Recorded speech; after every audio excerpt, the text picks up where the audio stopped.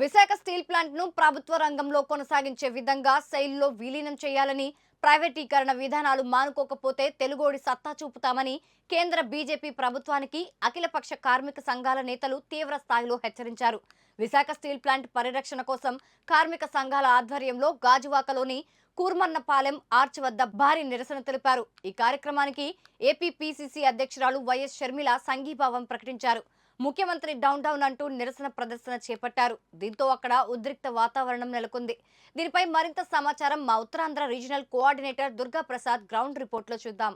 Visakha steel plant arch వద్ద అయితే తీవ్ర ఉద్రిక్త పరిస్థితి వాతావరణం కనిపిస్తుంది. ప్రస్తుతం మనం విజువల్ చూడవచ్చు. ఏదైతే అకస్మాత్తుగా 4270 మంది కార్మికుల్ని ఉద్యోగాల నుంచి తొలగించడంతో గత 2 రోజులుగా కార్మిక సంఘాలు కానీ ఉద్యోగ సంఘాలు లేదా ఎవరైతే ఉద్యోగాలు తొలగించారో వారి కుటుంబ సభ్యులతో విశాఖ పరిరక్షణ పోరాట సమితి ఆధ్వర్యంలో చేపడుతున్న దీక్షకు మద్దతుగా భారీ నిరసన వ్యక్తం చేస్తున్నారు. గత 2 రోజులు కూడా స్టీల్ ప్లాంట్ పరిసర ప్రాంతాలందరూ ఉద్రిక్త వాతావరణం చోటు చేసుకుంది. అయితే ఈరోజు గాంధీ జయంతి పురస్కరించుకొని Congress president YS Sharmila steel plant దీక్ష మద్దతుగా మద్దతు పలికారు. దానిలో భాగంగా విశాఖ స్టీల్ ప్లాంట్ దగ్గరికి ఆమె రావడం జరిగింది. అదేవిధంగా ఉదయం నుంచి కూడా కార్మిక సంఘాల ఆధ్వర్యంలో రాస్తారోక చేపట్టారు. దానిలో భాగంగా పోలీసులు కూడా ఉద్రిక్త వాతావరణం కనిపిస్తూ భారీ బందోబస్తు ఏర్పాటు చేశారు. ఇటువంటి సంఘటనలు ఎదురుకాకుండా ఉండేందుకు. అదేవిధంగా వైఎస్ షర్మిల కూడా కార్మిక సంఘాలకు అయితే మద్దతు పలికారు. ఖచ్చితంగా ఈరోజు 1 గంటల నుంచి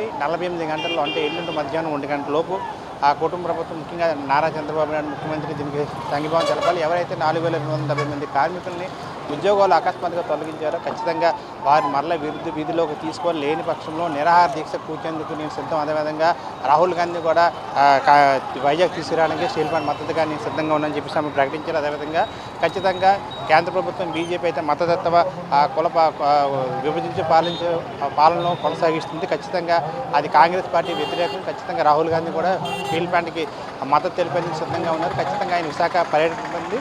ఖచ్చితంగా చంద్రబాబు నాయుడు కూటమి ప్రభుత్వం పవన్ కళ్యాణ్ 48 గంటలు స్పందించి ఎవరైతే 4270 మంది కార్మికులు ఉద్యోగం తొలగించారు ఖచ్చితంగా వాళ్ళు విధుల్లోకి తీసుకొని లేని పక్షంలో నిరాహార దీక్ష కూర్చొని చెప్పేసి ఖచ్చితంగా మీడియా ముఖంగా ప్రజల ముఖంగా ఆమె సంఘీభావం చెప్పి ఆమె ప్రకటించడంతో కార్మిక సంఘాలు అయితే ఆనందం వ్యక్తం చేసిన పరిస్థితి కనిపిస్తుంది. ఇది విశాఖలో స్టీల్ ప్లాంట్ తాజా పరిస్థితి. కెమెరా పర్సన్ వేణుతో దుర్గా ప్రసాద్, మెగా9 టీవీ, విశాఖ నుండి.